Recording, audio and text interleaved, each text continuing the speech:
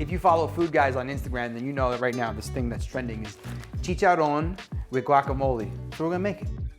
We got some pork belly right here. Bringing up some water to boil, and we're gonna drop in a couple cloves of garlic. We got some star anise. If you've never cooked with it before, it smells exactly like licorice. You know, once a year, I have a big barbecue at my house, and I invite all my past clients to come jump in the pool. We put briskets on the smoker, smoke them. It's a good time. If you want to be invited to that, I gotta sell your house. Or you gotta buy one. So I'm not even gonna bother peeling it, doesn't matter, because it's literally just going in the water. Just like this, we wanna get some flavor in there. Let's get some bay leaves. All right, we're gonna get these up to boil. They're gonna get nice and soft, and then I'm gonna deep fry it. I'm gonna be using regular olive oil, not extra virgin, because with regular olive oil, you know, we're gonna do a little frying with it. It's good for grilling, sauteing. Extra virgin I would use for like dressings and marinades and stuff like that. I don't use canola oil. I don't use grapeseed oil or any of the other processed seed oils, cottonseed oil, none of that vegetable oil. Those are all GMO. They are processed. They're disgusting. If you go look up how they're made, you won't want to eat it, trust me. All right, now that this is boiling, I'm gonna get the pork in here.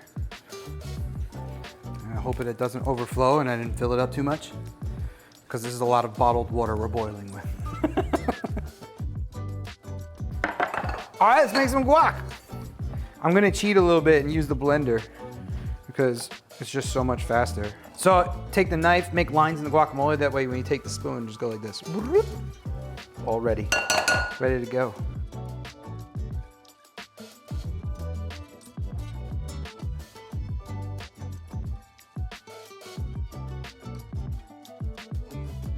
We need like at least a whole lime.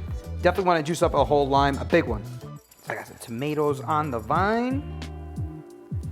You know, I went to the supermarket the other day and I saw that heirloom tomatoes have come down in price, which is amazing because those are my favorite. And I'm really happy to see that. Heirloom tomatoes are the most expensive. They're not these, but they have such a good meaty texture to them. I like my guacamole a little bit on the chunky side.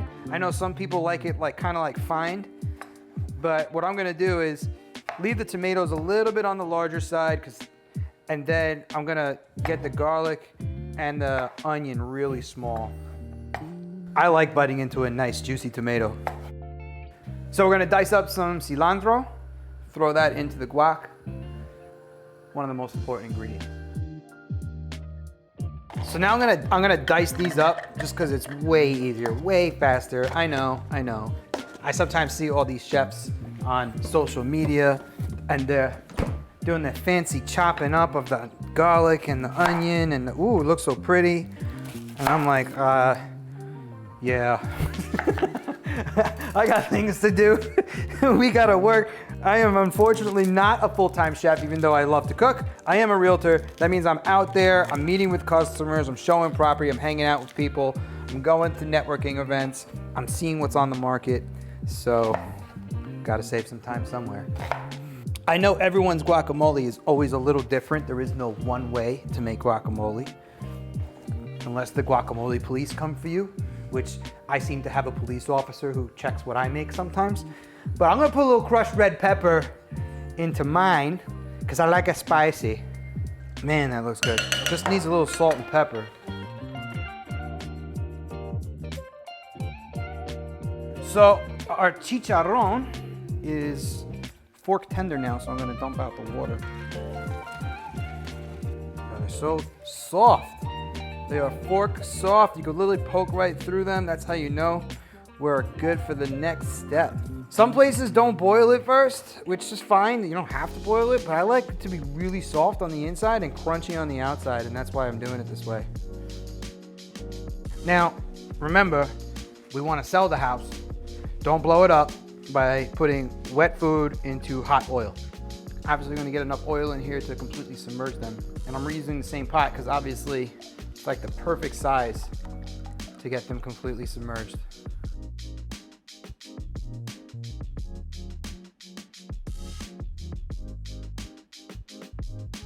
This is me terrified.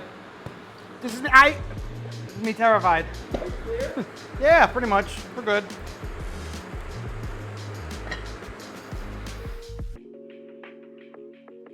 Just so you guys know, this is absolutely terrifying. I'm so afraid to get splashed on. But wow, it looks good.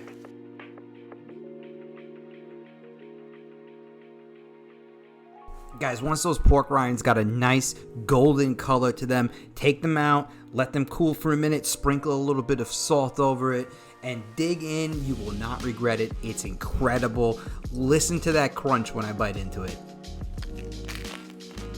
Amazing. Absolutely amazing. Listen, guys, if you're going to sell your house in Queens, Brooklyn, Long Island, Nassau, or Suffolk County, give me a call. Don't burn the house down putting wet pork rinds into hot oil. I'll help you out with this.